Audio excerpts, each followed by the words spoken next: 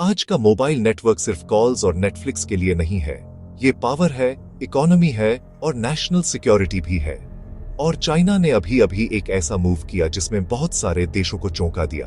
Quick rewind. जब दुनिया के बहुत से हिस्सों में अभी भी बड़े शहरों में 5G रोल आउट कर रहे थे, चाइना ने बड़े पैमाने पर काम किया।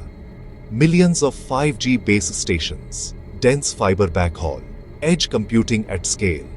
सिर्फ मेट्रोस में नहीं, रूरल कवरेज भी। इसका मतलब है लो लेटेंसी और हाई बैंडविड्थ लगभग हर जगह, फैक्ट्रीज से लेकर फार्म्स तक। लेकिन यहां प्लॉट ट्विस्ट है, वे 5G पर नहीं रुके। चाइना ने 6G रिसर्च में जल्दी कदम रखा। Terahertz experiments, space air ground networks, AI native systems और नियर जीरो लेटेंसी एम्बिशंस की बात कर रहे हैं।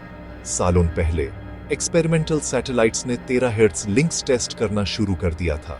लैब्स ने आई पॉपिंग स्पीड्स हासिल की, ट्रायल्स में 200 गीगाबिट्स पर सेकंड से ज्यादा।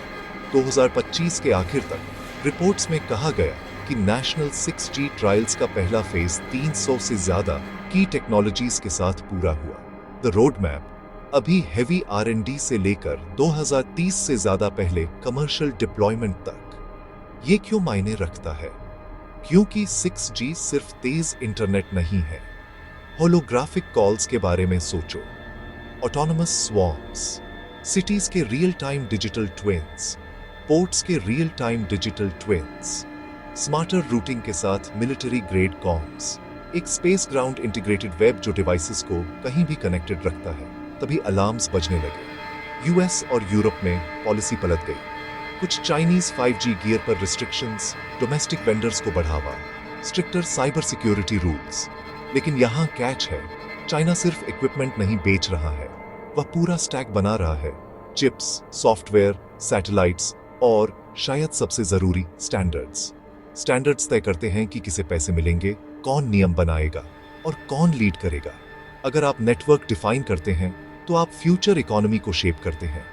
तो इंडिया और डेवलपिंग नेशंस के लिए सबक क्या है? मोबाइल नेटवर्क्स को कोर नेशनल इंफ्रास्ट्रक्चर मानो। जल्दी इन्वेस्ट करो, गवर्नमेंट, इंडस्ट्री और रिसर्च को अलाइन करो। वहां जाओ जहां स्टैंडर्ड्स लिखे जाते हैं, क्योंकि ये सिर्फ एक टेक स्टोरी नहीं है, ये एक जियोपॉलिटिकल शिफ्ट है। फ्यूचर वॉर्स, इंडस्ट्रीज और इनोवेशन स्पीड, लेटेंसी और डेटा कंट्रोल पर चैलेंज। चाइना ने अपना प्ले किया, दुनिया ने नोटिस किया। अगर आप टेक्नोलॉजी, इनोवेशन और पावर की परवाह करते हैं तो नेटवर्क्स के बारे में सोचना अब ऑप्शनल नहीं है, ये जरूरी है।